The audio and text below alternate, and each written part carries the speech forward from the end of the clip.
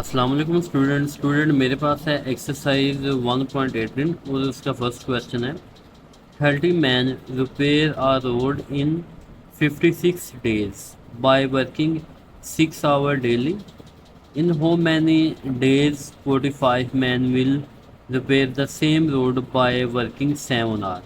देखिए स्टूडेंट, यहाँ पे तीन चीज़ें हैं। Number one mans, number two days और नंबर थ्री पे आवर। इसका मतलब ये है कि हमारे पास जो कह सकते हैं कि इसका कॉलम बनेगा या कह सकते हैं टेबल बनेगा। मैं सबसे पहले उस पे आता हूँ।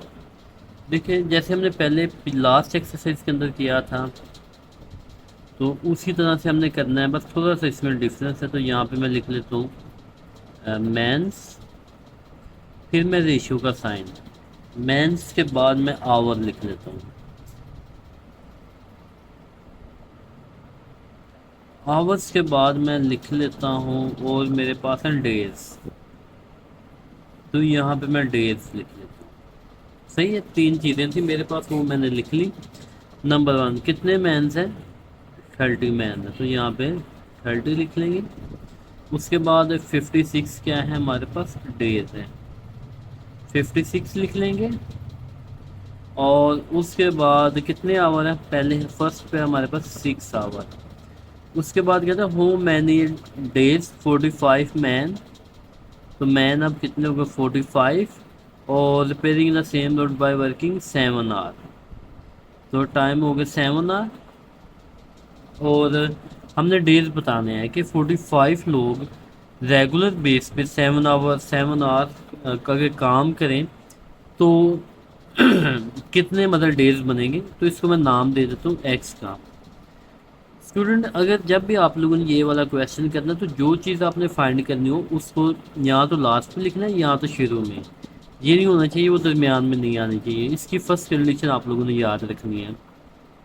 देखिए, यहाँ पे मैन कितने थे? 30 थे, तो 30 से कितने हो गए? डबल हो गए, तो हमने एरो ऐसे लगा देना है। फिर देखिए आवर 6 थे, तो 6 से कितने हो गए? 7, तो हमने ऐसे एरो लगाना है। देखिए यहाँ पे, तो यहाँ पे 30 मैन वो 56 डेज में काम करते थे।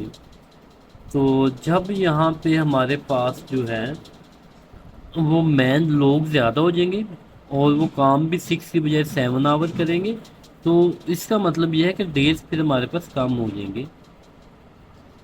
इसका एरो मैंने ऐसे लगाना है। फिर इन दोनों को मैंने कैसे लिखना है? सॉरी जी। देखिए, जहाँ पे मैंने आप लोगों को बताया कि जहाँ पे एरो स्टार्ट होता है उस वैल्यू को आपने ऊपर लिखना है और एरो वाली वैल्यू को आप लोगों ने नीचे। फिर आपने दरमियान में मल्टीप्लाई का साइन, इस वैल्यू को भी सेम 6/7। तो जो वैल्यू हमने फाइंड करनी हो वहाँ पे इक्वल, और फिर यहाँ पे क्या लिखेंगे? x/56। अभी हम कैलकुलेटर से इसका साथ साथ सोल्यूशन निकालते हैं। देखें, 36 के साथ मल्टीप्लाई हो जाएगा। यहाँ पे मैं लिख देता हूँ 30 मल्टीप्लाई बाई 6, तो मेरे पास आंसर आ जाएगा 180।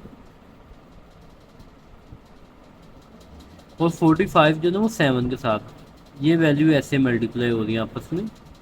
तो 45 को मैंने 7 के साथ मल्टीप्लाई कर देना, तो मेरे पास आंसर आ जाएगा 315। तो ये मेरे पास आंसर आ जाएगा। और इक्वल की दूसरी साइड पे मेरे पास क्या लिखा है? x/26। तो यहाँ पे हमने क्या करना है? देखें, 56 जो है, 56 यहाँ पे डिवाइड हो रहा है, तो इस साइड पे जाके क्या हो जाएगा? मल्टीप्लाई। नहीं तो ऐसे भी हम कर लेते हैं। 180 को अगर मैं डिवाइड करूँ 315 से, तो मेरे पास आंसर क्या आ जाएगा? 0 पॉइंट। ये आंसर में पॉइंट्स में आ रही, इसलिए मैं अभी ऐसे नहीं करता। तो एक स्टेप में और कर लेता हूँ। 180 डिवाइडेड बाई 315, और ये डिवाइड हो रहा है तो इस तरफ आगे क्या हो जाएगा? मल्टीप्लाई, और यहाँ पे आ जाएगा x। जी स्टूडेंट, अब 180 जो है ना वो 56 के साथ पहले मल्टीप्लाई होगा। 180 मल्टीप्लाई बाई 56, तो ये मेरे पास आंसर आ जाएगा। मैं पहले इसका आंसर लिख लेता हूँ। सॉरी 100080 और नीचे क्या आ जाएगा 315। इसको डिवाइड कर देंगे हम 315 से, तो आंसर हमारे पास क्या आ रहा है। इसको अगर मैं थोड़ा सा ऊपर लेके जाऊँ, देखिए यहाँ पे तो x जो है वो सेम आ जाएगा, और यहाँ पे कितना आंसर आ जाएगा 32। तो जी स्टूडेंट, जी आपका फाइनल आंसर आ गया। तो यहाँ पे फिर आप लोग क्या लिखेंगे, यहाँ पे मैं लिख देता हूँ 45 man can repair can repair the road in 32 days के 45 जो लोग हैं वो 32 डेज के अंदर जो है ना वो रोड को रिपेयर करेंगे। जी स्टूडेंट, अभी हम चलते हैं इसके क्वेश्चन नंबर 2 की तरफ।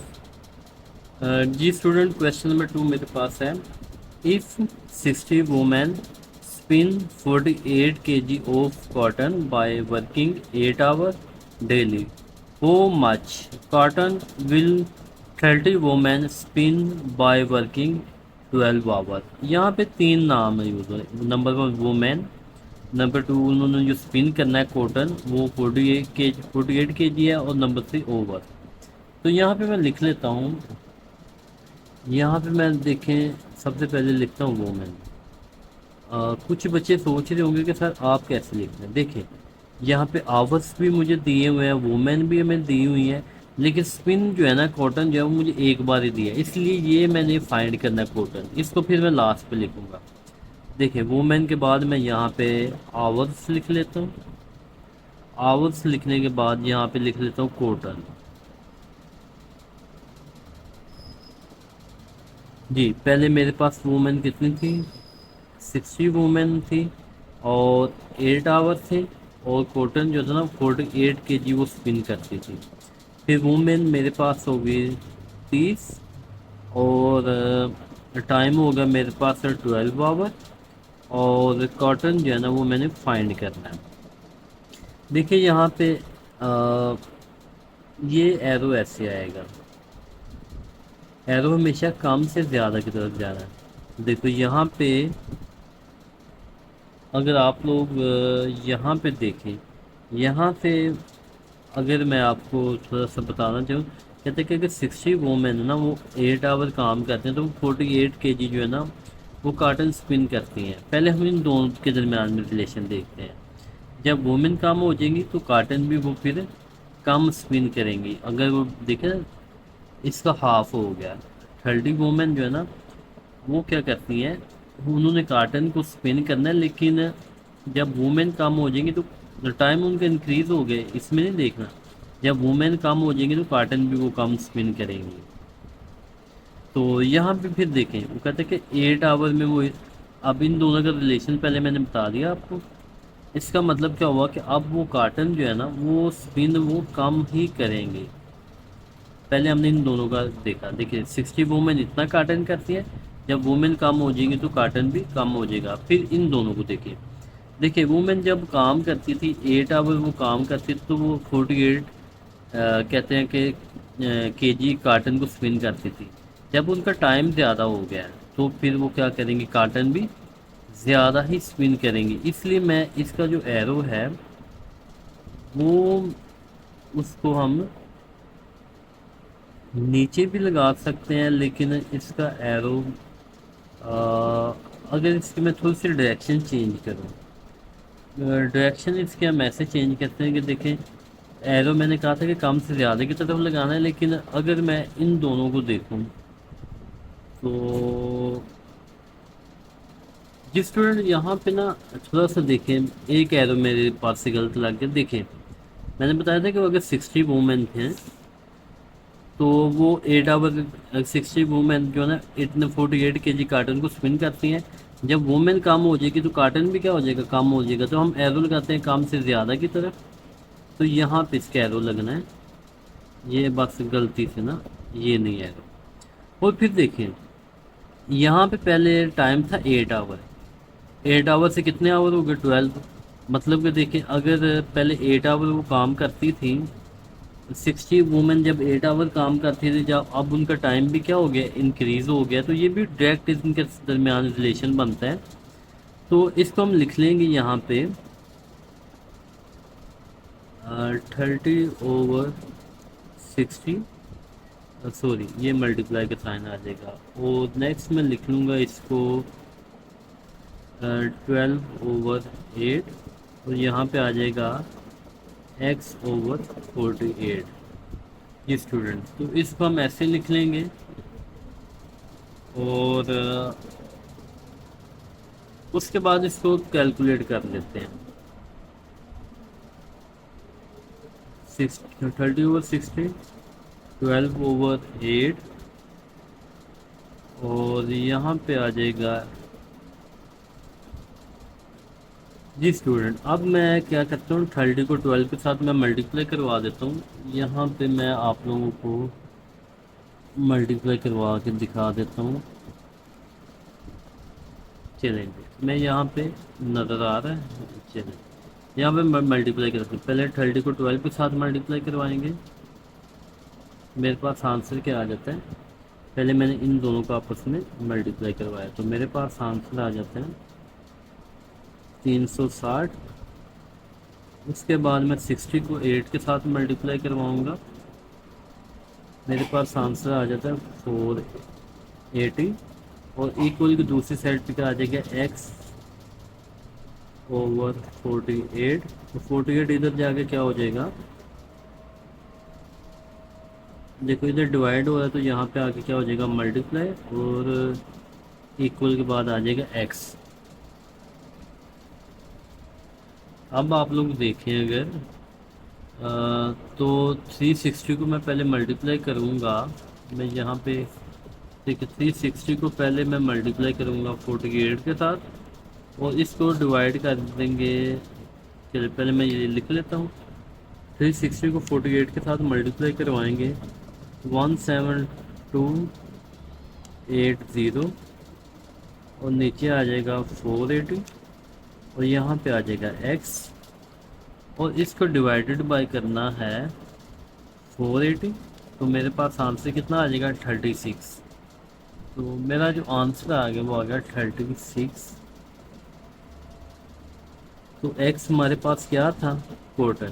तो आप लोग यहाँ पे लिख सकते हैं 30 वुमेन कैन, यहाँ पे लिखते हैं 30 चले women can spin cotton 36 kg। अब ये इसका आंसर लिख सकते हैं। जी स्टूडेंट, ये था मेरे पास क्वेश्चन नंबर 2। अभी हम चलते हैं क्वेश्चन नंबर 3 की तरफ। जी स्टूडेंट, सबसे पहले हम क्वेश्चन रीड कर लेते हैं। If the price of carpet 8 metre long and 3 metre width is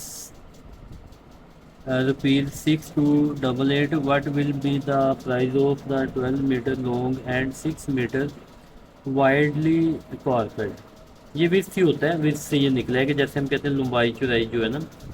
तो यहाँ पे सबसे पहले 3 चीज़ें मेरे पास आ रही हैं। नंबर 1 मेरे पास कारपेट आ रहा है, और उसके बाद से नंबर 2 पे मेरे पास आ रही है इसकी विथ आ रही है, और रुपीज़ आ रहे हैं। तो मैं ये तीनों चीज़ें लिख लेता हूँ। नंबर 1, लॉन्ग को हम लेंथ ही कहते हैं, सही है। लॉन्ग का मतलब लेंथ होता है। देखिए हमने फाइंड क्या करना है, कहते हैं कि आपने फाइंड करना है कि कितनी प्राइस होगी 6 मीटर जो है ना कारपेट होगा। तो यहाँ पे सबसे पहले मैं लिख लूँगा लेंथ। लेंथ लिख लें या लॉन्ग लिख लें, ये सेम है।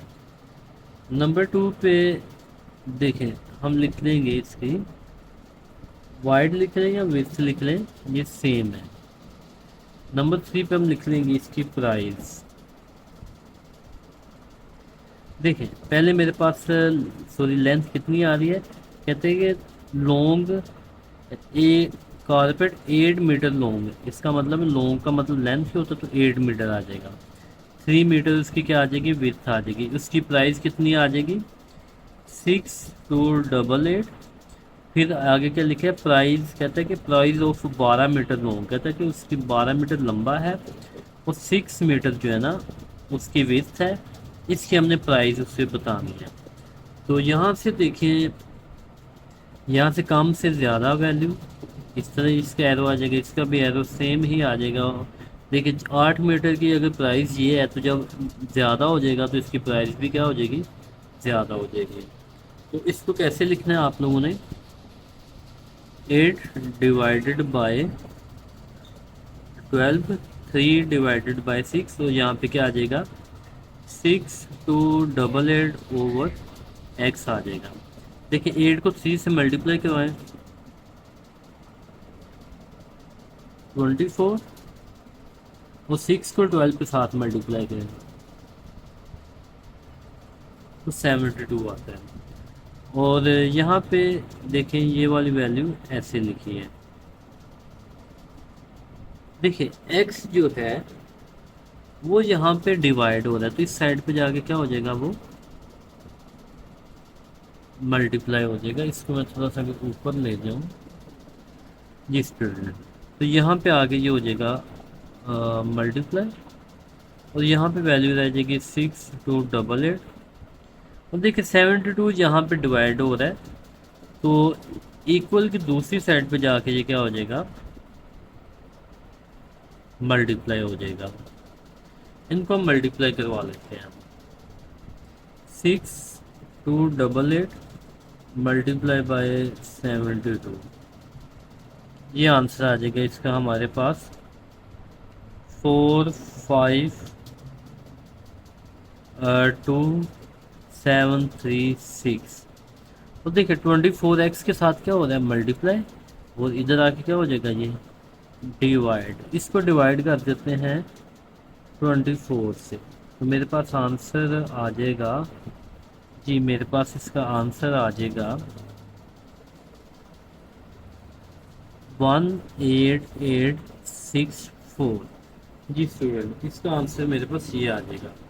और सबसे लास्ट पे हमने क्या लिखना है कि हमने 12 मीटर जो है ना लेंथ, जो कारपेट है उसकी प्राइस फाइंड किया, तो यहाँ पे मैं लिख लूँगा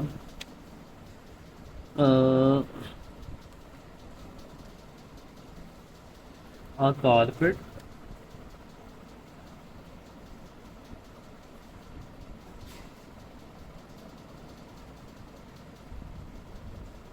कारपेट वुड बी प्राइस जो है ना वो हमारे पास कितनी आ जाएगी, 18864। ये थोड़ा सा नज़र नहीं आ रहा होगा, चले ये आ जाएगी एट 12 मीटर, कह सकते हैं उसकी लेंथ है, और उसकी 6 मीटर विड्थ है, 12 मीटर लेंथ एंड 6 मीटर उसकी विड्थ थी। तो ये स्टूडेंट हमारे पास क्वेश्चन नंबर 3 ये बनेगा। अभी मैं आप लोगों को क्वेश्चन नंबर 4 से कोशिश करूँगा कि नेक्स्ट वीडियो में समझाऊँ, क्योंकि ऐसी वीडियो बहुत ज़्यादा लेंथी बन जाती है। मैं आपको नेक्स्ट वीडियो में बाकी क्वेश्चन समझाने की कोशिश करता हूँ। ओके स्टूडेंट, अल्लाह हाफिज़।